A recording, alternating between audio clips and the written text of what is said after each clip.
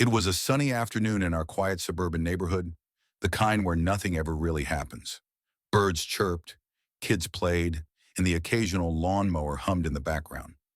My daughter Lily, who is blind from birth, was outside with her guide dog Jasper, a golden retriever trained to assist her in navigating the world.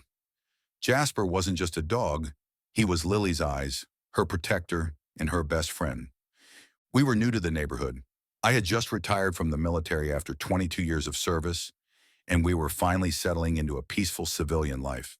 The house was perfect, but we soon found out that one person made the entire street miserable. HOA Karen.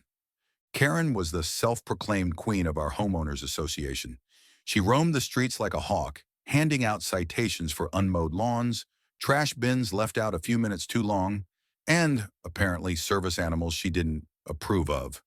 She didn't like Jasper. She claimed dogs weren't allowed on front lawns without a leash, even guide dogs.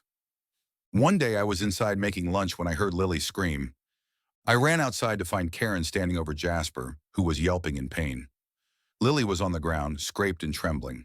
Karen held a garden rake in her hand, yes, a rake, and was yelling about how the mutt had no business being off-leash in her neighborhood. Jasper had tried to protect Lily from falling when she tripped near the curb, and in the confusion, Karen had defended herself by striking him, twice. Lily was crying, trying to find Jasper, who had limped away under a bush. My heart pounded as I lifted my daughter and called for Jasper, whose side was bloodied, but thankfully not fatally wounded. "What is wrong with you?" I shouted, keeping my distance, clenching my fists. "He's a service dog." "I don't care if he's the president's dog," she spat. "Rules are rules." Karen didn't know that Jasper was a specially assigned guide dog trained through a Department of Defense partnership. She also didn't know that his embedded microchip included a special beacon. That beacon activates a distress signal if the dog is violently injured. It was a security feature used in only a few dozen animals, mostly for high-ranking officials, or, in my case, as part of a veterans pilot program I had volunteered for before retirement. 3 minutes later, the sky trembled.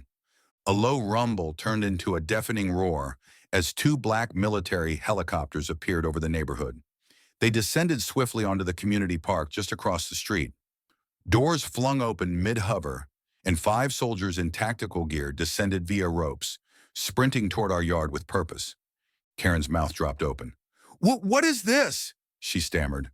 The team formed a perimeter while a medic rushed to Jasper and began treating him with precision. Another soldier scanned Karen with a tablet device.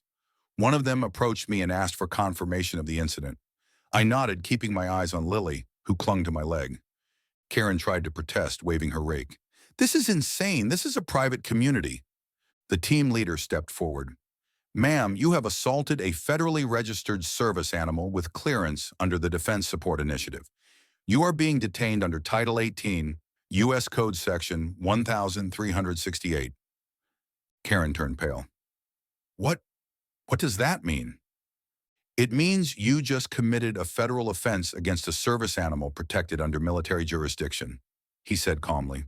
"You'll be going with us." Karen was escorted to one of the helicopters, her shrieking muffled by the rotor blades. Neighbors came out in awe, phones recording, mouths agape. No one had ever stood up to Karen, until today. The medic informed me Jasper would recover with treatment. Lily was still shaken but safe. She leaned into me and whispered, "Why did she hurt him, Daddy?" I hugged her close. "Because some people don't understand love or loyalty, but we do, and so do the people who protect it." The helicopters lifted off moments later, carrying Karen away and leaving a stunned silence in their wake.